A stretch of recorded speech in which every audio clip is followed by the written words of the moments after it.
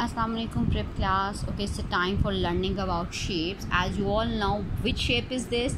This is triangle, three sides. Okay, one side, two side, three side triangle.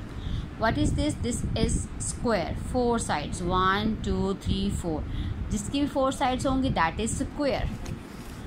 Okay, so this is rectangle. मुझे कैसे पता चला कि ये रेक्टेंगल है?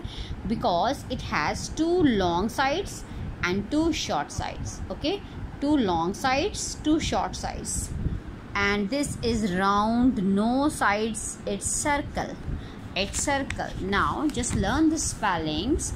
Triangle, t r e a n g l a, triangle. Okay, right here and learn it. Triangle. After that, square. Right here, square. Go